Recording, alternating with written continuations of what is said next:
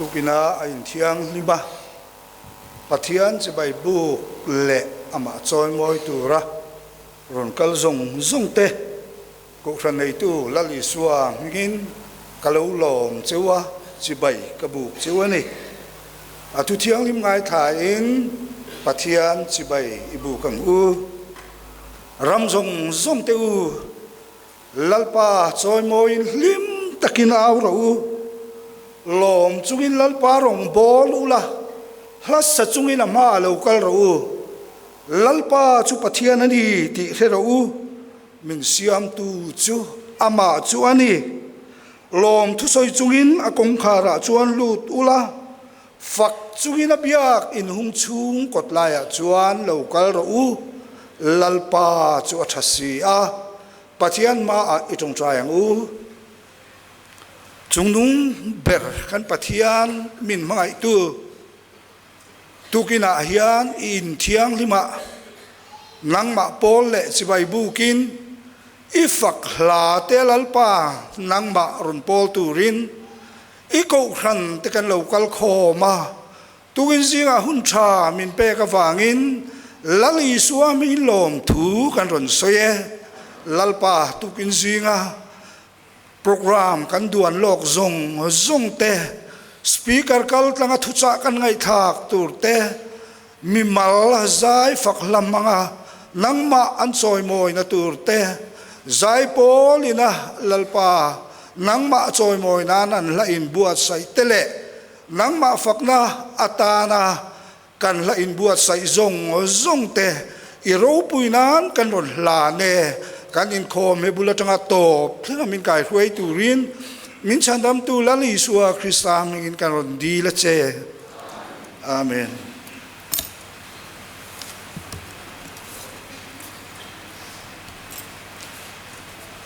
kha Inkhawm kan la kalmek zela kan za adin Christian labu number som ni na lim takin kan sa anga athu thiang lim kan an ngai tha ka khan lom chunga lalpa rong bol tur kan ni lungmai na kan lo nei ani poin he muna hian lom chungin lim takin lalpa choi moin he hla hi ilo sang u man lai faro boy te kha pathian in huai chuak dingin choi moyang man lai faro a boy te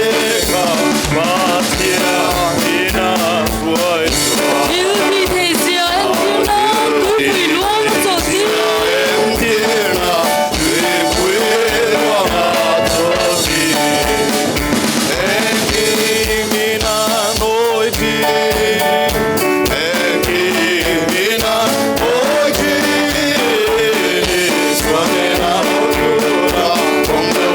Give me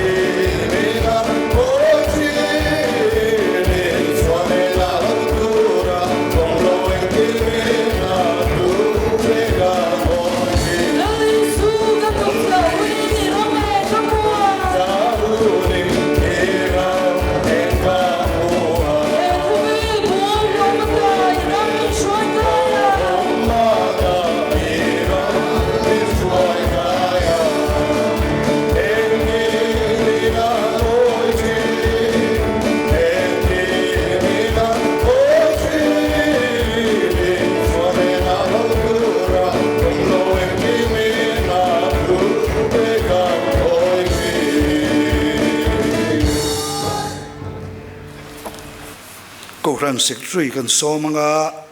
ko rang te riata thu puan tur te anei te puang turin so mang Pathian Khawai na changin Fakna Inkhawm le Tawngtai le Fakna Inkhawm program Lawngtlai kan mangzel thei hi Pathian Khawai na ko than ho ten kan changa alomum le ane tukin zinga ron Inkhawm zong te kan lalpai su Krista mengin chibai kabu ve chiwa ko than pol ko than kan rong bol pui ko than dang cha ron Inkhawm te po inom nual ti kan mu chiwa kan lom le ani hay mi kan Inkhawm ba na hian dar khata present worship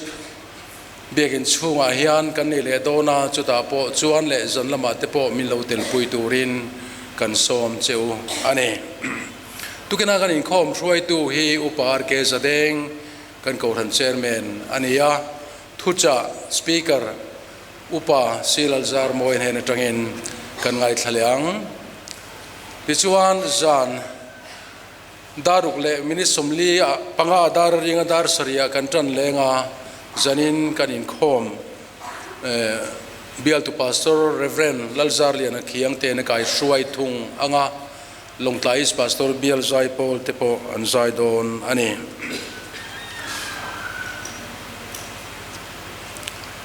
tichuan nichina kan pon tak zuayang khan dar khata fellowship helaya kan nei tur praise and worship service kan nei na tura khan request alo kala chu PC lalmon zuali Stacy nu po zai tura request na oma lo in buat saita sela ten BMP life band hemi huna hian ani po zai tura som ania kha leader pon lo chin chia ta se athange Fakna Inkhawm ani na ang takin paril ruzang khai hei hoi kan pungain ka ria a muchuk chur mo engon mo dangai tu chur kha chuan Pathianni hi a fak tak theilo chu wangin ril ruzang khai tak pu ila har de uwang in chutiang chuan Pathianni kan choi moi thein ka ringa nizana khanin kanu pasang muan nen kan thutlanga ti chuan zai tur kan som ten Stacy tenu fa le tlangwa zon than lian na te ron luta chuta min khil ma sak ber chu Stacy chu afati ve ti ringota inga ka ti ampinga hi chuan nula lian biang buang chum dewani karinga ti chu tiang ani lo azai thiam rual chian hi sokatia chu ti mo atia abungut khut me tu jing hi solama bial program an kalawangin arvin Inkhawm thei lava fak le in ka ria hei ahun lamang chhozel tur ani tumlain idol takan entry na Mizorama icon ani emo idol ani emo than azing taviava chutaka hiat ring pakhata chu gospel artist reng gospel larum sajat zat ho reng hi chu again atop thian ni emo ate na ni emo pathian la in mang chhochi reng chu vo in theng hian an latlo ani love song sachi reng hi chu pakhat na po mana kha ni sai ha kan hau ve te ro lal thu tra kha so hi lo le to lo reng mak du ni khatiang zong khang ka chin chia ve tla ta Pathian la sahau chi reng hi an tlo ze la rong bol na huang an lut ze la ni tukin zinga hian Stacy po hi chutianga in mang chho zel tur chuan du sakna kalan ani tlangwal zon than lian na Pathian fakla in bua sai tlan turin so mang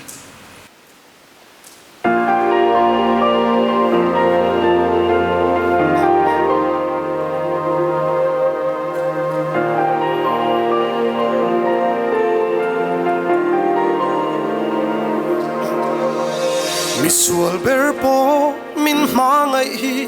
amakati lalpa eng tiang po in haiderila min en koli thul lo kan lui vangin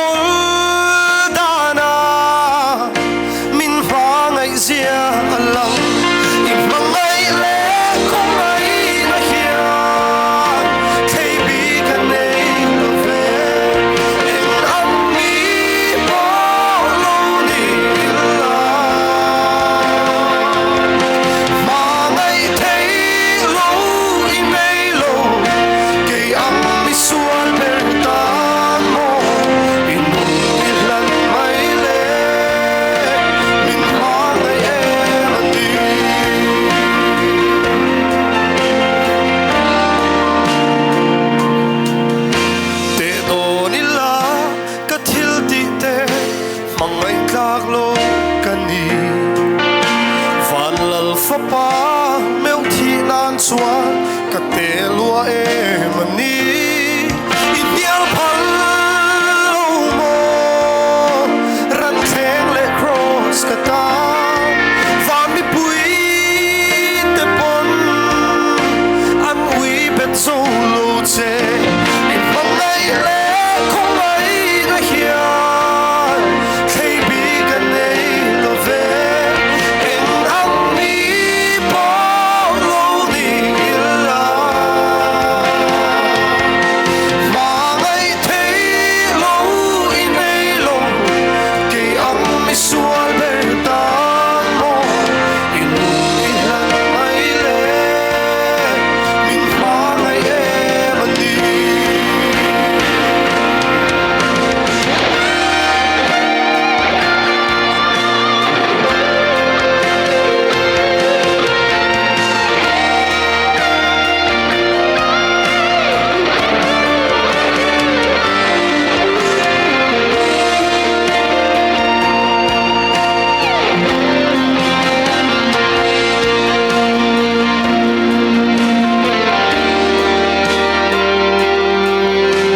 Mamo chang tu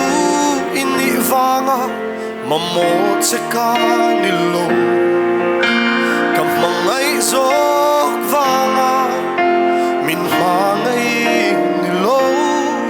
min mangai mai hi in ni na zok kan ni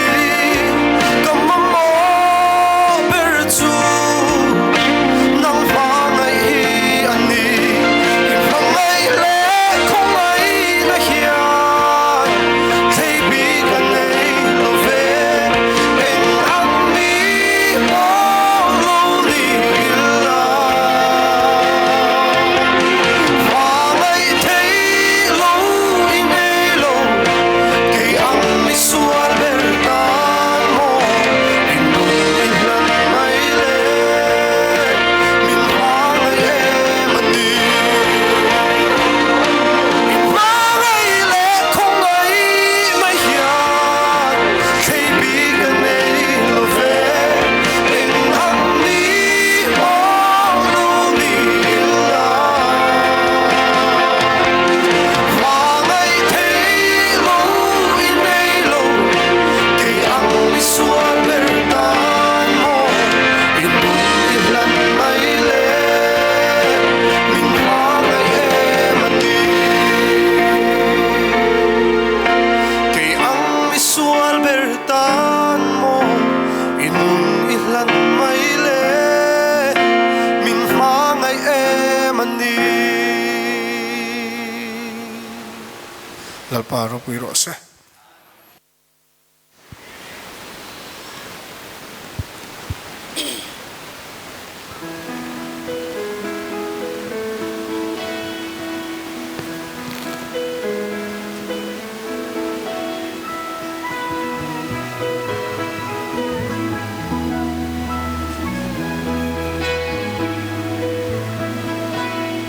Kanun na itana Bural na lakata Liama ka min kalsan lo Chinlong na arumpa Mangay tu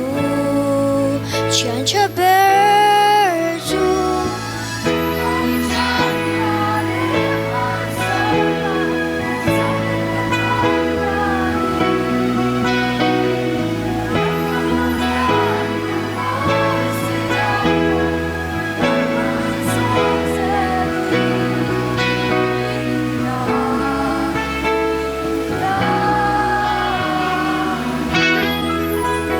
Thin lung du zong te min pe ka thut si lo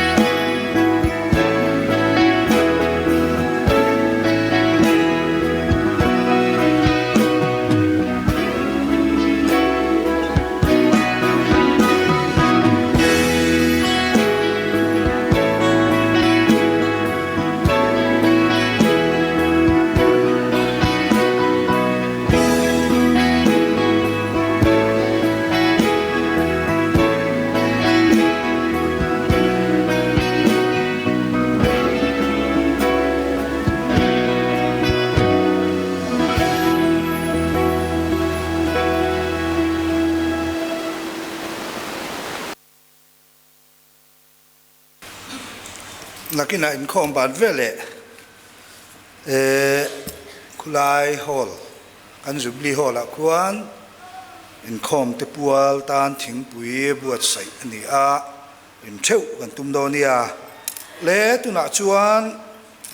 kan za a pathian fakna le chawmoina hun mang vele anga Christian labu number zanga le somni le pakuana olalpa ropui na te choi moi na te lal na te thunei na te ro rel na te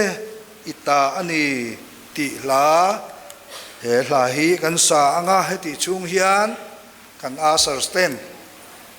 thilpek te an la khom anga chung kan thilpek la khom te chu helaya hian an ron da anga ti chuan kan za a Tawngtai ho na kan nei don a kan Tawngtai ho thupui a kanin kalaron puang le ang dingin pathian choi moi nan sang u Lalimanuela ramzau tu re ang ping trần na do ve tur hia mi phim lệ rim xia tên nan dei zolo ring le rem sia ten an dai zo lu kan ko va lel pan nang na ta pan a alpa olal pa ro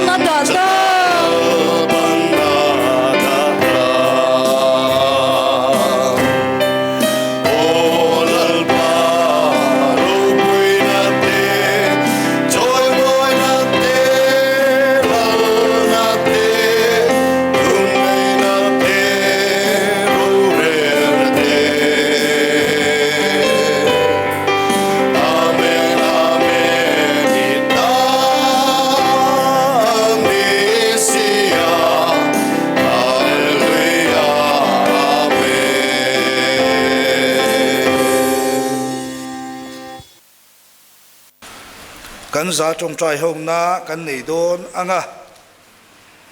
thupui dang kan khon lo anga laya hian da sa point panga oma chung te chu kan chiar chuak anga pakhat na trong trai na le fakna Inkhawm manga ko khan ho te pathian thu taka kan lo har thei nan pani na kan ramanat na rang manga taksa le tharau ti dam na kan san thei nan pathum na Hinduram Muslim ram Buddhist ram Communist ram a Pathian ram alo then thei na turin kan di langa palina chuan Myanmar ram le Ukraine rama inrem na alo om thei na turin pangana chuan kan speaker le Fakna la satu turte le sanvo nei tu turte tan pathian mal som na andon thei na turin kan Tawngtai bokdon ani tin aparuk na chuan tukin zinga kan thilpek lak khom te hi kan hlan anga kan za Tawngtai ho na kan nei anga ti chuan top na kha kan za riat tlan thei kan amen tlan ho thei na turin ring devin top siam tu khan siam ni se atha nge khang point mang khan tuna pathian ma kan zain ari ni lo Tawngtai u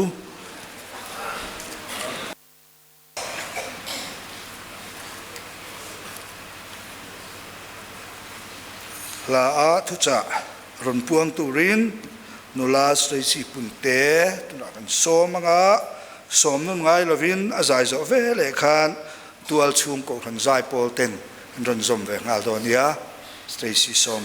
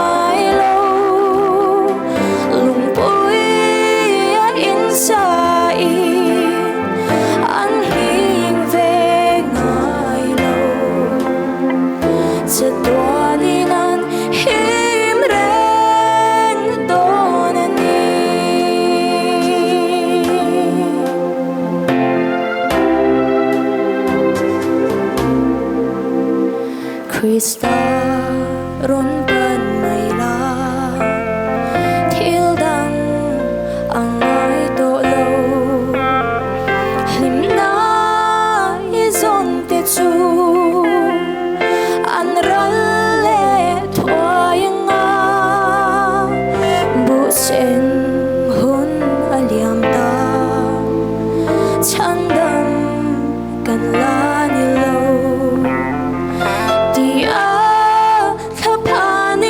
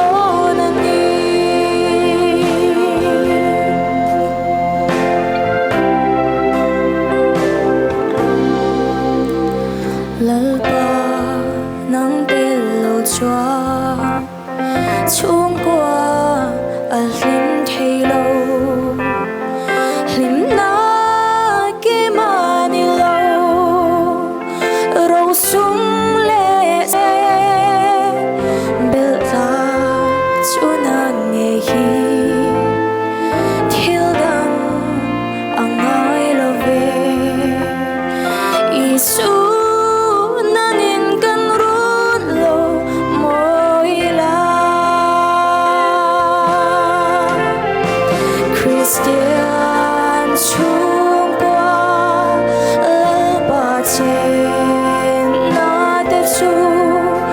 cùng khoa in ăn nghiêng lòng ăn trôi về ngài lâu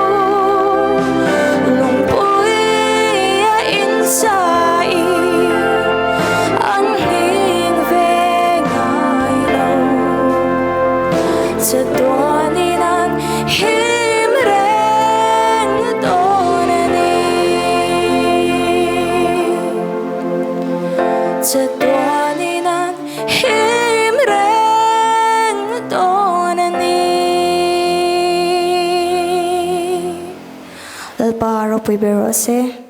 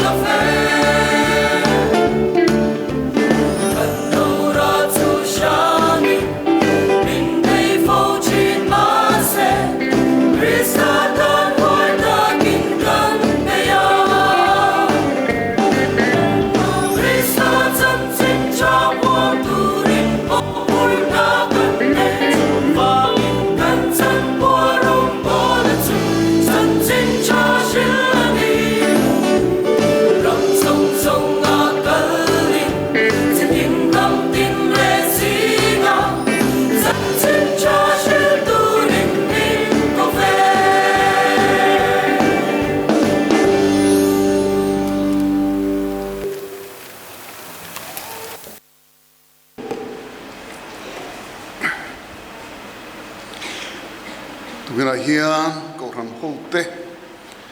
lalpai su Krista min chibai kabu chewa pathian khoina kan chunga lang hi thukin ka hria a tugina kan har lol maya nang ma ni ang tho khang ge pok ka har lol maya thren ka chunu le patenan kai tho te pok an ni mai thia phone ri inan kai tho a kai tho pok an ni mai thia thren ka chu engri male tho min kai tho tu pok an thiat lem lo ma se har lol si te pok an ni mai thia tiếng chuan kan har ani phot mai na nga tinge kan la har o kan mut tlang zel lo le inga te kai tho thei lo hial po chu kan om ta zel mai lo le chu tiếng chu kan he fo sia mi chu a tling fo sia inga tinge kala har le inga tinge big in chu kala thlen le pathian hian chan main thila ti thina eng athil akut nu le an nu ma le athil ti zong i chan main siam thi nang le ke kan har lol mai hi chana nei nge yang chuwang chuan pathian khongai na kan chan hi thuk em ma pathian hne na lom thum ro se tugina hian ke hi mit doi sek zukhi kani nge mani ka mit thi doi zuala hei upalam thut na ka hui ngai lo him mani chuwang chu kan satel in min Inkhawm pui ti po chu ka hello reng renga ti chuan ka mit te hi tar mit ka vo lo bok ne tien khan kan soi tum chu kan riat chop ta ka chuan mal som na in kan Inkhawm min trin turin kan som ani ti kha kan soi khonu ani helai muna hian lalpan rongbol tu midum tak te zinga khan min tel vea ni ti hi ka thara ka chan vo hi a hluin ka ria kini ho hian kan chan vo hi hlu kan tia tugina pe chuan kamit tu hi a tharina tla hiala lalpan min khongai na thuk zele azara ka chan vo ro pui ji ka ngai tuma ki ma hi chueng ma kani lo zia chiang takin ke in ria a chiang tak ben kan he zo lo zo kan chu ma se chu kani na ani ti hi ka poma chu ti chunga rongbol tu anga hanom te helai chu ti nga min han koran te min dong song mai hi a hlu ka ti ro pui ka ti mani chu ti lai chuan vello na ki ma poina shom intina deu langsar deu tak ka nei hi soi ka duwa chu nam me ali ka chin chia thelo ri ani chu mi te chu an pasal ten melan chin chia thelo chuan an nu pui te talian lo chin chia thei thina kan nu om nai lo boka kan nu po hi ki bang tho khalo nia chu tiang chuan kan nu pa hian ki a hian kan nu hi aneb zok ma ni chu ma se kan nu chuan chin chia thei ala nei chu number lam pang hi nia thili soi do chuan a hedeu tlata tiang chuan number de po hi a hedeu maya chu tiang chuan officer de po hian an fak view de te hian kan hedeu thina chuwang chuan ani chu kangai dam de wa ke hi chu ai ma ha ga hi chuang lova motor number tuine mo tui ho miron chil per chuya ka tiril du kan chin chia ve ya ma se ka thei le ha fe ka ti khanin eng ma hi ka chin chia thei lova mel chin chia lo ta ka hi alo shom ri wa ni chu sapo ni te kan hlo a indu ni te kan hlo a shom view kan chin chia thei lo ra ha chop chi ne kan sing zel chu ni mai ting ai na vak chu om lova ma se mi lo riat sak ve phot mai teu kan ti ani tukena hianin chronicles pani na bung som ni chang khata changa chang som ni pani kha indu le te khan lo keu ulangin kan hlan nu ngata khan nang ni chen dam fa de thoru ti kha ka thlanga zai khoi tu telem bo sai thi nan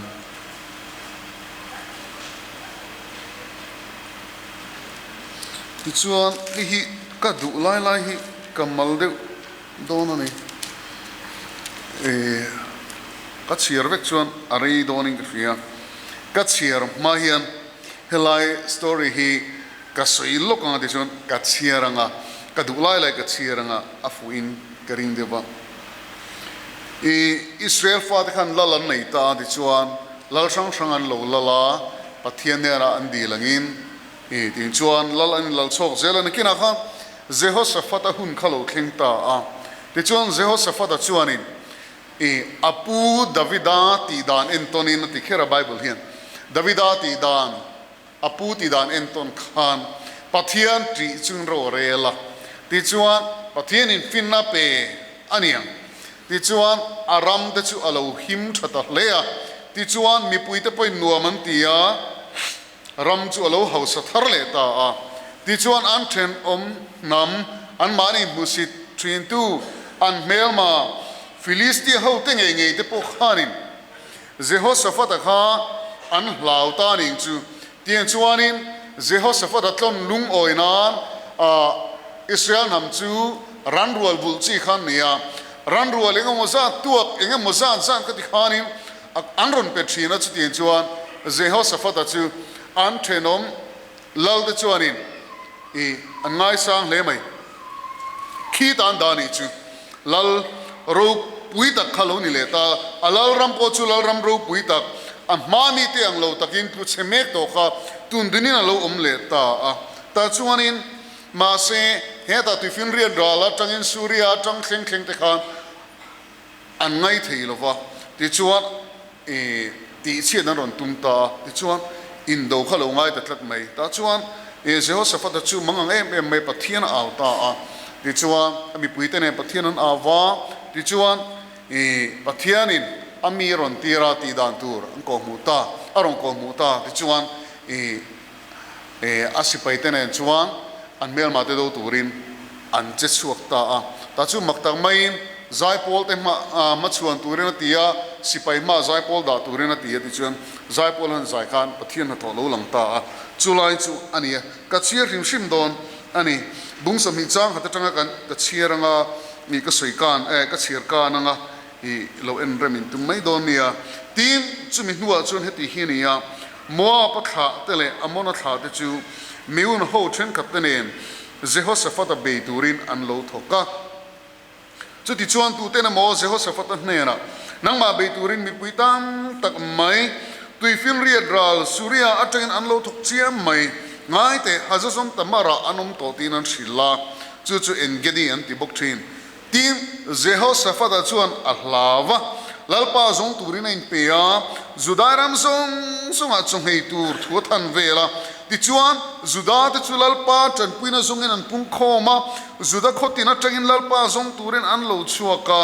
tin Jehoshaphat chu lalpa ina kot hung chung tharbula zuda hawale Jerusalem ho pung khom zinga chuna dinga atong trai ta kha kan chir kan anga chang somna chuan ti chuan ngai te amona tha te le moa phole seir tlang mi Israel ho ai guptar mata an lo chu alaya be iphalova atong trai na toplam khani an kirsan an ti borol tak lo ho ten kan luata na iram min pe ka ta no chuamin ron thungrul an tum dan hi lo hrete o kan pathian an chung aru rel don lom mi chu ti zo zai mi ron be tur lo thok te chu han be thi zia za kan ni silova ati ngai na reng kan shebuk heklo ilam kan lo hoi mai zo kan ni eti tin zuda te zong chu fanau te an nu pui te le an fa te nen lalpa ma an dinga chu ti chuan mi pui zinga zahaz ela chunga chuan lalpa tharau lo thlinga tin chang sompanga tinani chuan nang ni zuda ram mi zong le Jerusalem zong le nang lal Jehoshaphat lungai tharu lalpan in hne na het hianati laus ula chung pitam takawang chun zam hek su indona chunang ni indona ni lova pathian indona ni zok si naktu ga zuk beru ngai te u zis pan chun an lo chowa Zeruel thaler bul ruam toplama chun in zukmu anga he indona hi in be ngai lovang in zarula dingot mai ula in lama changlal pa sandam na chu in reng mai ro o zudami te le Jerusalem mi te uti in cha som parieta chu ti chuan Jehoshaphat chu amai le sin ku na tin zudami te zong le Jerusalem mi zong chulal pa chi bai bukin lalpa ma an ku na tin ko hatha khale koratha lavi ho de chu oring taka lalpa Israel te pathian fakturin an lo dinga dinatu ga chuan zing ta kan thova te ko thaler an luta tinan kalai chun Jehoshaphat chu adinga o Judami te le Jerusalem mi te u ka thu hi ngai thlar u lalpai pathian churing ula nge takin inom donia azol nei te churing ula muingil takin inom donia tia tin mi puite fui zol chuan sipai te ma kal chunga lalpa choi moina le athiang lim moi zia faktura la satu tur te ruata lalpa nena lom thu soiro u angil nei na chukum khwai nom don sia tiro u ti a tin la anan saka anan fak vele chuan amona tha te moa pa tha te le sir tlang mi te zuda ho be tur lo thok te chang ru tu tur lal pana da ti chuan an tlom ta a chang som ni pali khan tin zuda te chuan thaler thliana mun sang an han thlen chuan mi puilam chuan han ena tin ngai te mi thiruang chu le chuan alum rum maya pakhate ma tlan chuak an omlova athu kan chiar hilal pan kan zatan malmi som sak thiro se zai rong bol na kha aru puilom le maya ka sei lo thei trin lova chutilai chuan he kan musician te heng musical instrument han boy pui tu te in fakom hian ka ria a tin hemita na ko ran rual o na te kalo ferwa roya kan ko ran secretary khanin nikum pa chuanin e khu ta south india lama tir tur te kan zonga ma second muchi alovati ya thalai te khalo in thiam lo chung lo ula pathian in tula te huna chuanin e ar nor chuk mai chu e kum khat zet mai chu ari po khulaya han thang bongot mai kha in buat sai vengai te umai nia amma thin lu hen alo in zial fel veriu ngai to chuwang chuan e thlona po ngai lo rual o na ka he ka koran thruai tu ate ching in ria isana ka soin khan man ro hi a thaberve in la khomani tun lai tan chuan heti ba khiom lo he hian koran thruai tu ta ro lo na le helam kongan thanem ngai nei atar langin ka ria a chuanin e system thattak asiam sak chewa music system thattak chuti line zai pui atlang pui lakin angai no mani tiang chuan na ri chuak hrim hrim hi tha a heng te hi aro pui ka tia chuti lai chuan hetinga in organize na athat hrim hi chuanin a changin music a zoi deuni ari theme deuni kha zoi deu lo mo hi ring lu tu lo ma ti live vel de chu thuran le de ani ya an thashin shimin ka ria a e alu ka ti thalai pin vaning ka ria he a hianin in lu thuk theina tur kongom chuan lu thuk le zual te u e la ngeni line pe thuk le zual te u engtin nge ka the thiam lo chum konga chuan in chu ti deu e mai tur po ka the chuang lo wa e maro chu maso na tur o mai phia chuan maso te u maso tum te u lu thuk le zual te u angai sak le en kol le a han ti deu tak lai chin ka sui thiam chi lo nang manin in clear chuan in muthiamang chung konga te chuan e ruai tu te hi anin pe ni anin phalani kong hi anon sak cheu ni mun tam taka chuan ani lo kherabe be po sod lo na mun hi ve thin ni e ko ran chu ni lo chuwan chuanin thalai te pon chu no pang ta thlengin zale takin inom ti hi achi reng mai chuwan chuan li lalpa factorian in pedeu deu ula kadu hle mai chu ko ran ta na thani chu ti ni lo se vena kan thupui ni lo wang teru tin e zai ni zan ma sa tang te na moi lo me ema tual chung kanin to del ti hi hiata aro pui ka tia tin chuan e zai pol ken pi zai pol la sak te kha moi le maya phu tu pa po mel thain ka ringa khala phu tu pa kha in zai thiam le maya ngai rom ka tia koran zai pol te po in huna khirviau ti chu ka khia ma se khatian lahar zirdeu fe ngai te inan sathei mai moi takin tin zai tham tak zai nuam thamakha koran member zasarile somnga somruvel hian khatiza inom theite a hluin ka khia tin shuai tu te po in fak ani kering tin kan soloiste ti mayang karong bol pui te chunga po lom thu kan soi ve le nok ani ye i rong bol ho hinwam kan ti thina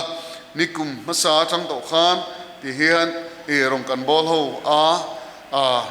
anni hi pathianin min pe kan ti ve top mai an mani hi min pengal top lova Pathianni ami te ron tir phota ti chuanin min pek thui shilling kanom phota ni chi ti chuan tukin tholomi cheng sihni le sangkhat le zasari le sunga le panga ania atam hle atam tak zetani cheng singkhat bor vel poni se thil om lo tam thatak ania cheng sihni le sami don ania hi Pathian na thoni lalpa chu fakinum ro se tien chuan lalpan anni junate Stacy te min pe a tin Stacy nu le pa te hi an felem ema anin em boka ti tuna poin thiam mai chu ti hianin thutve tlat thi thutpui ngai khala ni ve de ubak si a tien chuan lalpan anni te rong bol tu pui turin min pe ani rong bol tu lungle an mani lo hui khom le khatinga nga kai hoi thin tu te khanin hilal pan pe chu ron ti ni chu ti chuan tiang khan rong kan bol ho ta a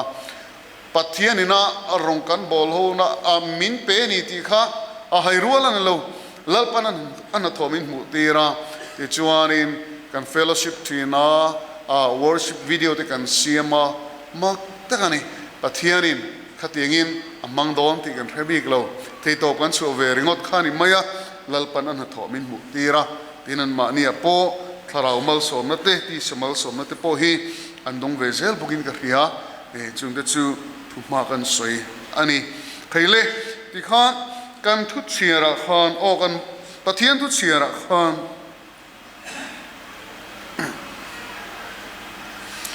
chang khatna khan moa pa thate le amona thate chu meun ho chen khatne Jehoshaphat beiturin an lo thoka tikha kan muwa he ti zong hi kani ti chin fiat khatiru theology an kani lova a thuhan soi chiam chi thin po kani lova tununa ka hun lo khenga kan ti ni maya ngai khak do dan tok te ni lo thiam sak ulain athange Pathianni thoiro chu lalpa na thoro pui ta karo be sei thung ila ti chuan Jehoshaphat chu ro pui ta ka lo ni ta apu Davida ti dan zuzuin entonin sipai de po dan om taka ada tiang chuanin aram chu alo hima mi puin lo thamuanga mi puin theito bin nan lo thoka ti chuan ram alo ho seleta chu maini lovin an thenom ten an hlava tiang chuanin enge ran rual ten tiang khan an ron vula tiang chuan tu main an do ngam lovani ti chuan Filisti heute point lo manan ron pea Arabia chang te point lo manadonga aram chu him theina tura ro man that taka siam ra kha Pathianni nan changa don kha asinga amin alo ro pui ta hleni tukena hian fakna ngor tin zon lo de ta duani lal ro pui tak chuma se ti sia du tun lo om ta a chu ti nga lal ro pui lo ni tam mai chu ti sia vek du tu tui pui thi det si le lama changhan surya ram chang me upokhanin a khala ru pui haral khata changin anron mukhi ta ti chuan moa pa kha tele amon ho te kha anin tiam ruala Jehoshaphat beiturin ron tam nea ron su che khan tumani khang hun lai khana tam chak hun lai khani maya ti chuan khang moa pa kha tele amon kha te kha ai gupta sala chang Israel fate an chualaya Israel fate tan har san lo siama lo be khatinga lo ti thin tu te khan nia ta chuanin an beile ta an thachimit vek don mo an in ti line Israel fate khan khang mi te khan thachivik mit vek don mo an in ti line pathin a ko let le thachimi phallova khang mi te kha he ta chuaning mo za nu khan an lo tam le ta hle ya Jehoshaphat hun lo thlen chuan tiang chuanin Israel fa de bok chuan ron tin zon le ta kha ania tiang chuanin lal ro pui Jehoshaphat le alal ram chu ti chiat ve khan tumani hela hian kerel ro thil om masa pakhat chu ro pui na kan ti te min that na kan ti te min than na kan ti lo tin na kan ti te heng thil de hian mo mel ma a ko ta thina ni chu ro pui na le lo tin na hi buai na kong in hon na ta na tok tar thatak hi ni vetla ta ni chu hi chu kan thiam vek mai ti ro u Jehoshaphat khan apu Davida ru anga ro rel na chu a muingil na ni ya ma se chu chu a mel ma te ko khom tu ni ve thung ta ni ni zan ma sa kan sueng kham Davidan singa tha lain Goliath an sang chaw thatani mi pinan ti meu chuan suala thinarim le maya Davida chu tha hiala duwa engma poisa ka nei lo Davida chu klei rol mai ni vain tlangwal hobin ral do na po ral do turan ngai lo a u de chopetu tura vocal kha tiang khan arin lo em maya Goliath tha ao thoma wa Israel sipaite lo kim ki choi choi mu kham a thinri ma puak ken ho savel ta chuta chuanin rin lo takin Goliath ha chu beya ne tamaya ti chuan sola chuanin atira chuna lom vering mai ma se huana lo thenga tiang khan sola thinlunga huana lo oma Goliath han thata ming thatakan ta mai kha tiang chuan sola chuna tamaya phar te khan Davida kha tlan se tamaya lalukhum hi akhum tu tan chuan amoya angai lut omani ma se akhum velo tu tan chuan mit ti kham le thinlung churil tina tu athen theila tani chuti chuan sola le Davida in kara po khan boina khalo thleng don chau mai khania ti chuan thi sen tang taka luanga poisulu tam takin nunnan chana pui thiam te meu po engmo zat ti hluman ni chuti ang chuan sola lalrama kham lalram ro pui tak din ngai na po mang lo Davida kha be to katlinga tin chuan an ramin rel bolna itu man lova ram ven him nalama itu man lova ram maso nalama itu man lo Davida tha du ni top mai kohran tahi kanin bi chian tuling ka ria I sing na te izana ka sui to kan thol lo kani I sing na te in do ruk na in ngei lo na in fiat thiam lo ruk na elai tin lunga hian kan in man ton lo na te han choi le na om hian ko ran hian chung kwa ani nei akal san thina har san om thi ko ran maso na hi he hian na sat takan dala tharau thiang limpo azalen theilowa fakna tling tak theilo thin ani chuwan ko rana maso na turte nasat takina lu boy pa thin ani hi chuwanin kini ho chuan mi zong an rem theilo mi zong kan ngai na theilo mi tu sei zong I pom ena kanem theilo wa zong veksena po kan ngai lo kan mi sia sang in kan du dan sanga kan thir dan asang ma se chu chuan ki mania ti sa thilti tak sa thilti ra chua tira omlo na tura kan ven ve ro hi chu angai ni ti hi kan riat apoi moin ka ria ela hian kan lut lok ani ti chuan chang som pali khan kan lu chuan hi ki chuan in ka englova hianin ka chin chia ti hian aziak te ka ti ro dewa chuwan chuan in ti hian ka chiar zel maianga Chronicles nena bung som ni kha kan soi ho khan ya chang som pali a chuan chuti chuan mi pui zinga lal zahziela chuan lal pa tharau chu lo thenga ti kha kan mu a Jehoshaphat khanin mi pui te ko khoma khaile pathian au ru le mangan kha ka hlau tlatani min ti chimit vekang kan lal ram himo a che zo vekang kan hausak na le heng ki kan nei thil zong ta hi sipai min be tu tur ta hian an ladar vekanga kan che zo vekang chuwan tiru lokal khom ru lal pai au te ngu thinlung le ti tak asetin lal pai au te ngu ti in mi pui te kha asom khom ta te chuan mi pui te chu nu naw an lokal khoma tien chuan lal pa hne na tongtai turin ti chuanin mi pui lo pung khom ta mo ti khanin maktak mai mi pui zinga mi pakhat mi pui zinga mi pakhat ve mai zaha ziela chunga khan lalpa tharau lo thenga he pai pui thiam chi chu ania ma se mi pui zinga om ve mai khania ti chun mak tak mai pathian tharau chunga lo thleng phuta an mel ma ten lo beile dan tur kha khiat tirin a omta ani chu ti china kha kan chira in mel ma ta chin bei po ngai lo in do na po ni chi lo lalpan ama in do na ngai ti chuan in zar pharanga in mel ma te in panang ta chuan lalpan na thok mai ang in thlir ngot mai do ni tin thu puan na mai lo zet kha lo thlenga hu purom do ni ka ria api lo do ni ka ria ma se pathian mi zaha ziela chunga lo thling ka ta ni chu chu di chuan se ho se fa da chu maya le si na kuna din zu da mi te song le Jerusalem mi zong chu lalpa sibai bukin lalpa ma an kuna chang som pari ta khang kan muni hela hian ka thin nuang khoi em ma chu Jehoshaphat lal ro pui ami pui te zinga ami pui te ma ami pui te kianga ingai tlom taka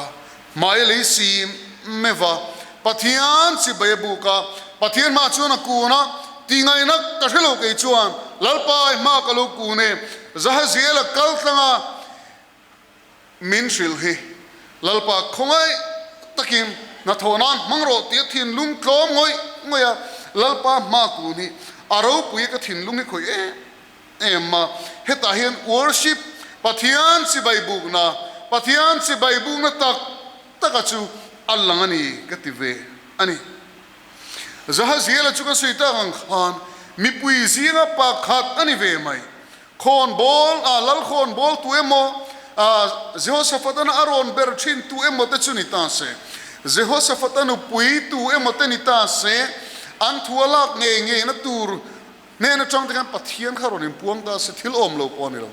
mi pui zinga pa khat ve mai zahaziela thu puan na mai lo le khir khan tak mai kha Jehoshaphat chuan hi lalpa oni ti duin chu thu puan awang chuanin pathian ma kuna kun ngoi mai pathian o pom mi ri chu ti chuan lalmeu chu ama ngai sang em tu mi puite mu laia mai le simmeva pathian si bai bu ka an kun chuan mi puite chuan pathian chu chibai bu ve mai ni chu lalpa chu fakinam bos Jehoshaphat chibai bu na chuan nung omani Jehoshaphat pathian chibai bu na worship a chuan nung oma mi puin tive tura ani ngai anti ve tura ngai mi mai ni hei thil dang wang ani lova Jehoshaphat khan pathian chibai bu na taka om wang khani maya tu thu soi nge khoi tang nge chu chu lo ri tu nge ama khati lampang khangai tu alwa athu cha ken ka pathian o poma bidam dak chuan duru asoi tu ate thu pe tu te arel tu ate kan boi thina asoi tu zirin lo pui lo tur kan tia asoi tu kan ena mani kan en lea ke mi vina ani tu soi angai kha ei tu ran zon chumo ti ru kan puthi he thin lung chapo fa thin lung chapo mi si dan ni ya lo na char har thina akuma kum telin nun soi dang lam khop testimony soi tur nei lo om thini chu wangin phim khur acha khoi chang nge ti lam mai chu lalpa o khria du na chang lalpan man rot lom te man thin si wangin teru ti chuan thin lung chungril taka changa pathian si bai bu na tang chuan Jehoshaphat worship na tang chuan ami te zong chuan worship thin luan lo puta lalpa si bai bu na thin luan lo peta an lo puta mi pui te chu lalpa lam an kheta dual mai ni chu male chu mai ni lo pui thiam te khana kang kai ta ni Jehoshaphat le mi pui ten ti tak sita pathian si bai bu ka pathian te ton chu awa mai le si pathian man kun khan rong bol tu pui thiam te chuanin khaya khoi nge an ti dan thinang khan Pathian Fakna o chua turin pui thiam de chu an lo in pe ve thap mai ni chu male Pathian minga thil kan ti hi om zanei le mo thil ti thei tura kan du tak satani chuan Pathian ma hian kan in phan hiam turani ya kan tlom turani ti hinon le teng u Pathian ma tlom tak zet chunga kan thil ti hi midang te tan harau mal som na chang thi midang te a nungin akang kai chinai ti chuan chang som ni pakhat na khan chang som ni le pakhat na khan tin mi puite fui zo chuan zo sapatan mi puite fui zo chuan sipai te ma kal chunga lalpa choi moina le athiang lim mo zia faktura la satu turte ruata lalpa nera lom thu sero u angil nei na chukum khoenom don sia tiro u ati a ral don huna hiam ral don huna sipai anin rema sti hun lai chuan le lamin an phom keng le lamin cheman keng maya feimon keng maya the john sipai chun in rem thupa elama mel ma ten in rem thupa ti chuan anin sam tamen sat tabi be me thin khania chumi ma chuan sipai ma chuan jehoshaphat chuan zai paul anda ani tin zai paul te hlasakatan chuan Fakna hla thlang tla lalpa nena lom thu sero angil nena chukum khwa ina omdon sia tiro utin khala kha thlang tla tani chu mani chan taila mel matane kanin eptuar maya ani chukeni an tam takin an tam zo ka kan ne don lovina lang chuti laya chuan zai pol te ma chuanin kan ma chuan da ve bok taila laule khur hupur chungin keni chuan raldo turin ding taila eng hlange kan khana ka chandam tu min veng nai reng thileng polo thleng se ka humanity la te kha kan lakhil tu ka lakhoi tu ten lata se la thlang taila la thlan tur va se mo kan ti kha karing de batiru chuti chuanin nena puang chuak rula li chu ma chuanin te po kan ti du mai theni ma se jehoshaphat thin lunga chuan Pathian si baibuk na worship khal chun zom zel ani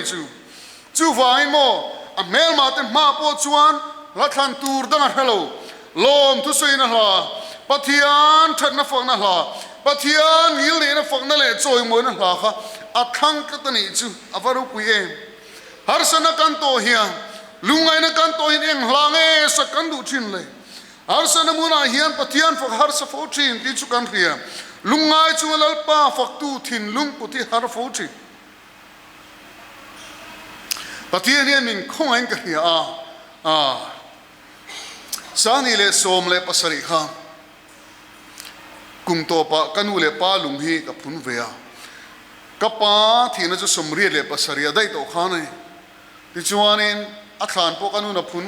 thlapa lung po ti chuan ma se a rei to a chele to zo ko ni chu siam thata ngai le to ti chuan kanu sani pareta thia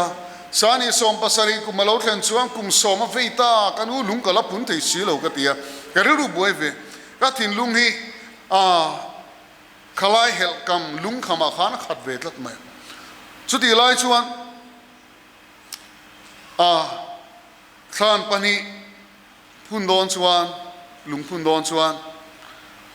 a thaber ka du ve si granite vek te hian ni se chuti ni lo chung kalung oi thei si lo ta chuanin kan zo thin noi khat le sing thum hianin i dai ngem le atam lu tuk si ma se ti chu ka du si ni ti chuan kanau te hena ka soi kanau ten chu za chu ron ti le ta ti chuanin pathimin khonga kan khun fel tam maya ti chuan Christmas le kum tharing kar December ni som ni le pariata chuan kanu le pa thlan lung chu kan tung ding fel ta chu mini chu kan phun ni ta berani chu aran pa in khami thlan lung phun ni ran pa kha siam thein kan in thelova an thina te ri to an thian tra te khating an kha oma loinom to vak lova chu van chuanin ti hian kan tingam lovani ti hian a lung hi phunila tok mai ro se kan ti จุดตาชวนคริสต์มาสเลยกุมทาริงการะชวนเนี่ยลุซูนตั้มตักกันออกมาลุซูนโตเตชวนช่วงคริสต์มาสเลยกุมทาริงการเราแต่นี่ชวนติรูกันเองมุติเดียววัววะเตียงบรวกเตหันซูนเดียวนูบเตคารอนอมทาระหันตีเดียวเรียวจุ่มเตทเวนเลเรียวไลเตออกมากันเทียมเวกไม่ฮิปโปจุดเตียงเท่าจุกันนี่ดิชวานินลลปันมินคงเล่กันตีนัดสันจุลลปันลามินเปิดตลัดมายาจุดตุกินาเกนปีเตนินสักขานีกัทินลัวชวนวันลำไงนาทุกมากันเอาปันลายหุ่นเตมิงไงตัวตีระลุงเลนนัตเตขอหารนัตเตนมินตัวมากีมาโลทินนาเองมาโลทิงเวเตเขาออกมาจุงเตจุมินันมูปุยทเลยเทโตสีละวะเตียงชวนินข้างทิลเตก็ไงตัวคริสต์มาสโลกเงเตียงชวนินก็ดูทุสามกะลุงขมไม่ตีโลที่นี่นะโลออกมากะลอมเตลูเนนชวนมาเสก็ไงตัวนั้นสุวรรณละมาเตอมินลุงเลนขอหารนัตสุมาเสลลปันละมินเปกสุขาขานีกะทินลุงดูโจตมินเปกิชุสีโล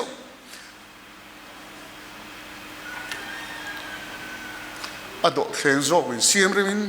จุกตานทัศ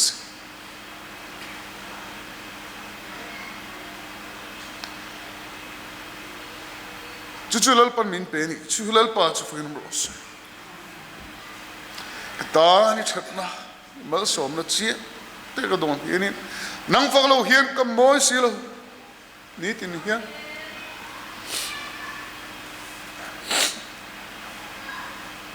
ลลปาฟักตัวรักถิ่นลุงตีเงี้ยอมจุดเทียมินเกนเฮียจุจวนมินติโลมาจุว่าจุกันสวยละนี่กะลุงเลนนั่นเตะกับข้อหานั่นเตะจุขอรักกันหัวสวดเราเฮติไลฟ์เวลจุมีมาเดียวสานิสวปงกุมาเดปกุปุยทาร์ติลาเตลปันมินเปทเอาจุกันหัวสวดอันนี้เราฟ้ามาสกลุงเลนขอหานี่ลลปันจุลามินเปียกันนุ่มในตระบูรนั่นละก็ตา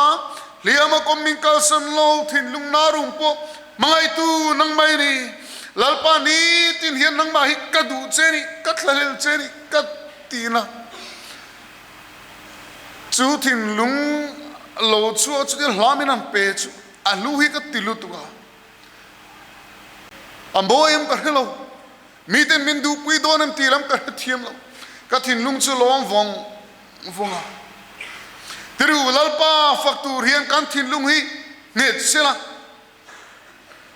กัทินลุงฮิเนตันีโอปะเทียนกัทินลุงฮิเนตันีลากสังนี่ฟังลากสังดวิดาจูนัตยาการิงกัดเจนี่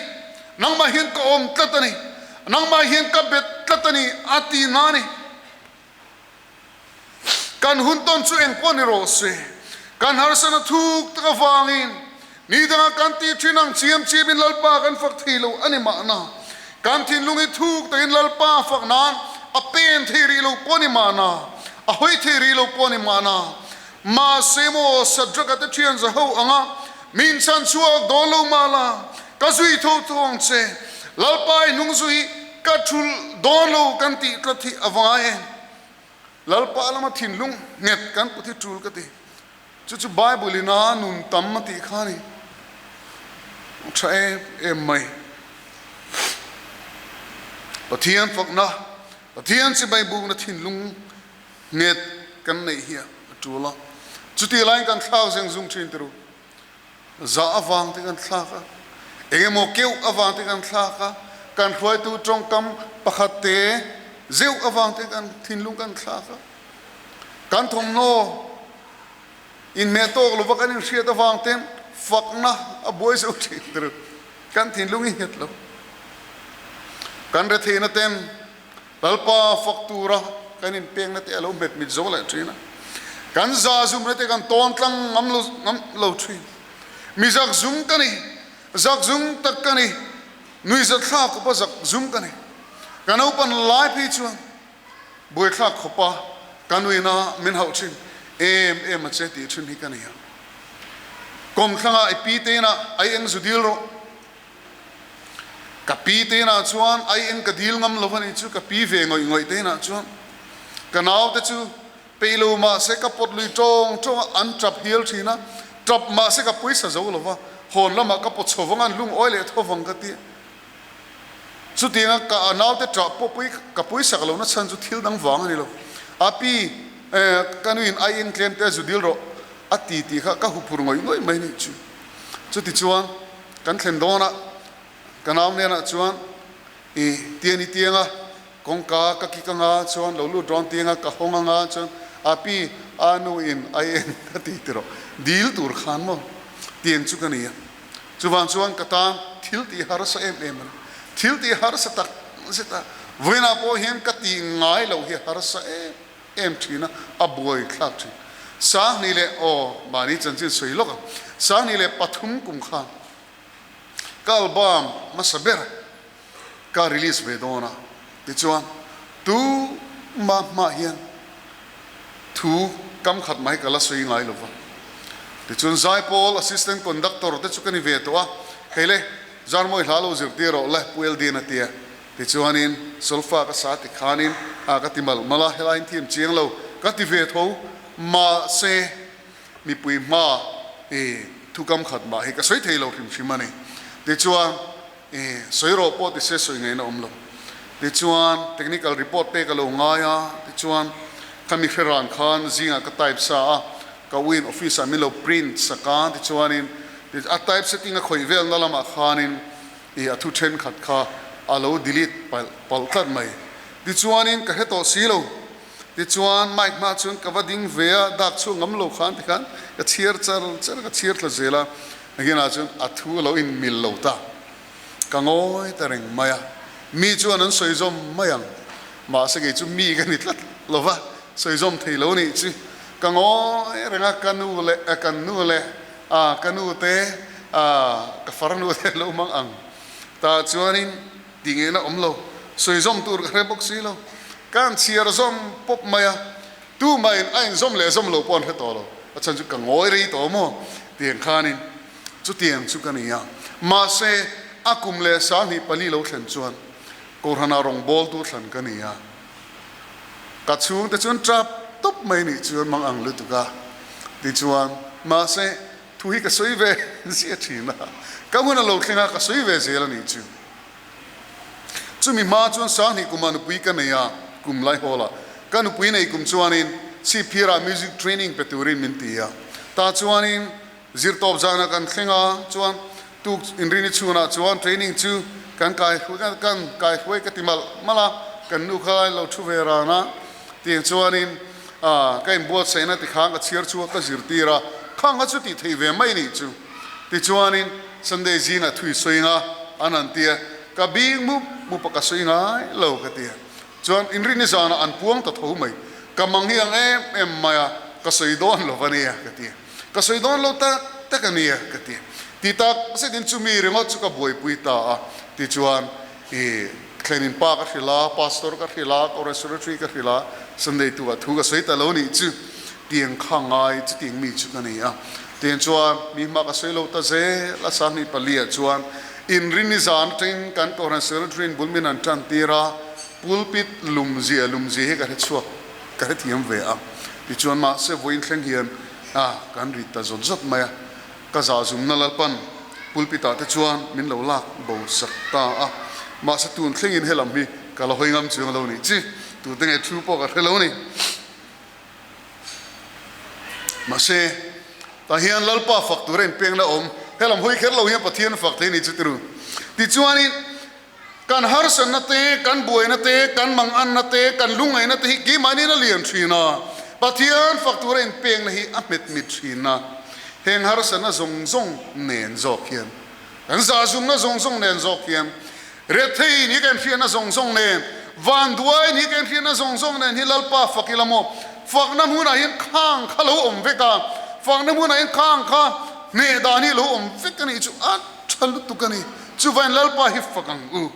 ti chuan kan ador le kan kalmayang chronicles pani na ka kan bung som ni kan soi zowa som ni le pani na chuan o chang som ni le pani na chuan tile tanok nok mai tin lan han saka an han fakvele chuan amona thla te mu a pa thla te ser tlanga mi te zuda ho beitura chang rutu tu lalpana da a ti chuan an tlom ta ti kha kan mu a puita hani puita ti hian kan sir liam maya an tak thil lo thenga kha ngai tua ta ila ki mani hi om ve ngai hanin chan taila puita hani ringot mai ni la an han saka an han fakvele chuan inglangen saka lalpa ne na lom thu seiru angil ne chu kum khwainom don sia di la kha anan sata put mai ni chu an mel ma te makti dan tur chu ngai tu ngai anin la thei lova in la tun lai anga la ta ka changa in do in ra sai mu phini lova in ve then thera in ka phak to ko in ka khani lova mun le mun in sa mangai chuwa chuan in la thei lo ti chuan zai polo chuan law le khur chungna niang ka helo thren ka chuan a voin chu ka man lo ni larem ka man lo ni anti mai thei arem ngam khan kal khom poni mana hu purom vedon ematiru ta chuanin zai pon han zaya lalpa ne an alom thu seiru gil ni chum khoinom don sia ti lan an sakhan an mel ma te chun chi ai ngot thing karinga ron zai put mai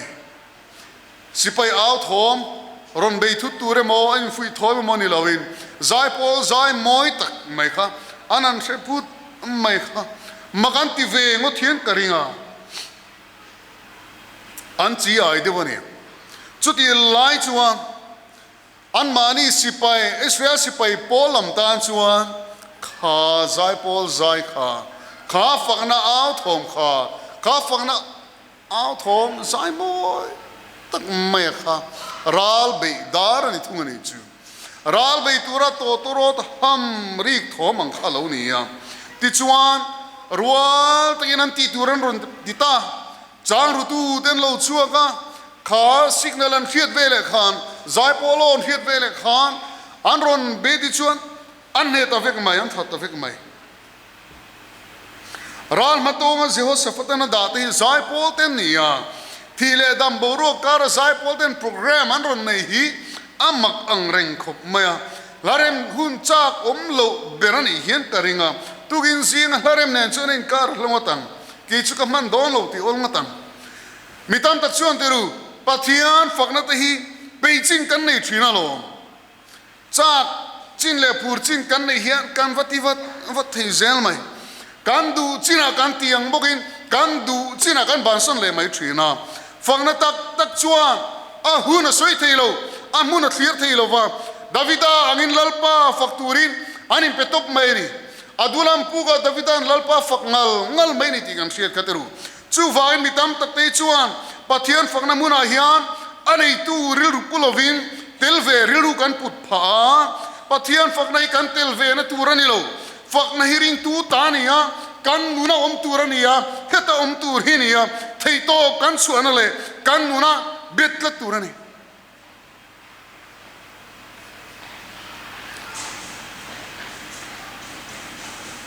Jehoshaphat mel ma te tan khan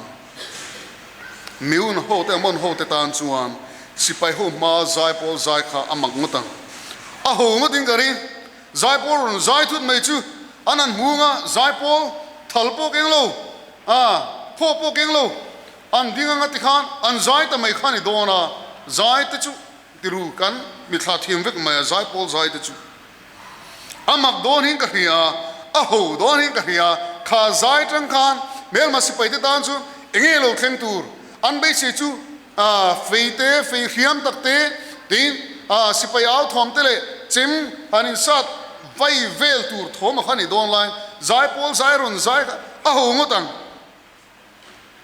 tam tak tan chuan faknai thil ho ni re ani pathian faknai ho tak ani re ani tangkai lo tul na em pom lo min thei to maron chua ai zol tangin Jonathan lian na arong kala arem chan lo jesu tlai dar nga le cham ve pol ron chuk man lo zan daru fe ron chuk am mui fang tlang tlan po tlan le thei loin khatiang khanin ni chum zinga wain buai takin then zol ron thleng khama fa buai thla ge ti chuan nimina ni le ngi ron in khal phei le a dar som pakhat le ti vela lung le ron chuaka kai tu me ma vuing sai ka tung trai sak pui ka helo tian chuani aron thlengan manga troi pui sau dam ding to pa mi lo hloi mai lo chuan kong chia zia hetu ka ni amang an thak zi ka ria pathian faktura so ta chang te na helai lo kal nan lal la pakhat aron sanal ava hoi kan ti pathian faktura insertion thil dang ko vel thil le nuam le hlimom thil sang laka han insertion te hi atha lok lo omzeni lo ti lo fo chi mitam tak te chulal pa factory kan insertion phal lo reng ani ma se mo he hi ani lo he hi adik lo vani keini ring tu te tan chuan fakna hi kan ral bi darania kan chakna narania min tran pui tu sipai te ang thomani ve ta sin kan thamon pui thin reng ani hi teru kan thamon pui thin reng a chu wang chuan an lo thleng an ron zai ta long mai kha ni ya ti mai la nikum masa changin he covid 19 awangin law le khur chungin ka ti mai lo kan soi lang telang ti na zo ka ni law le khur chunga kan in khar ki kan thri a kan ru ha ni begin kan clear ngoya hundem chaga om chuan varanda changin kan in so na tiang khan tiang ti khan engem motin tin mo khan kan ti loma fakna ka chol chu mai khati lai hun kan thamun pui kha tu te nge ni khati lai hun kan thamun pui kha tu te nge eng te nge ni pathian thule pathian fakna hani lovem ni hadang reng kha chuani asa tu te chopin min biruk sana ni khatiru kan thamuan pui tur om lo kan thin luan mun pon chang lo re ani vena hian hun khir lai ta kan ngai buena karen thamuan na ta na kan man kan ha dam pui music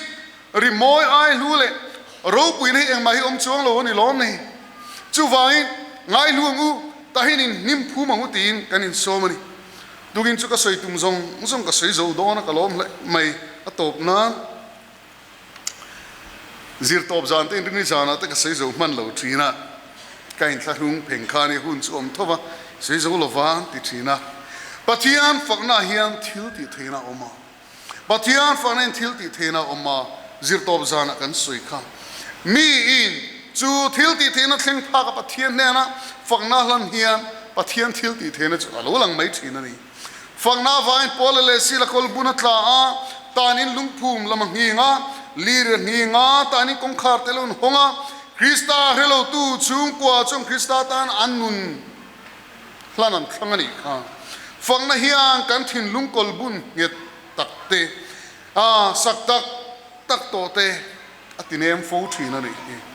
fakna hian tang veng tu anga besin ani to lo thin lung mang ang le liama oma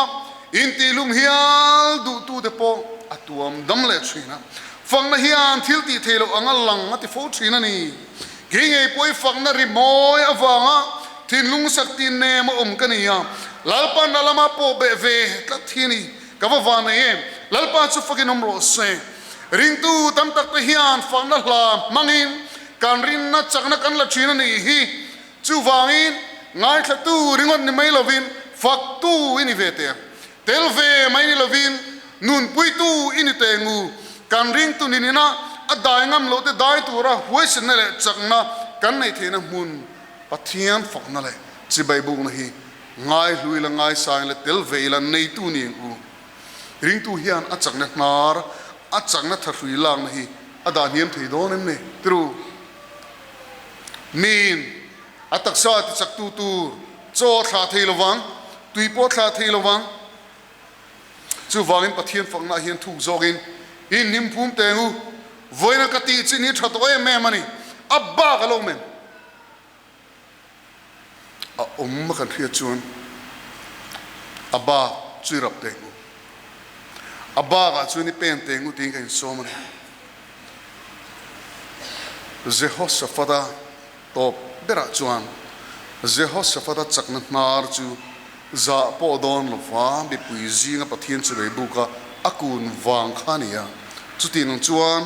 lalpa fakturin pathian chu bei buk thinlung pu ila thinlung tlom le nem takin pathian fakturin kanin som ani athu kan sui hi lalpan kan zatan malmin som sakthuro se